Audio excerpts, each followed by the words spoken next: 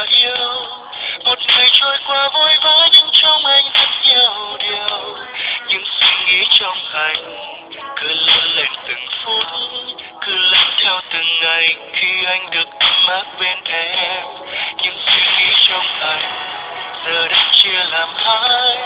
Một người trong anh từng nghĩ chúng ta sẽ bên nhau trọn đời, nhưng nếu lỡ một ngày em nói lời chia tay, anh sẽ thế nào đây, anh sống thế nào đây.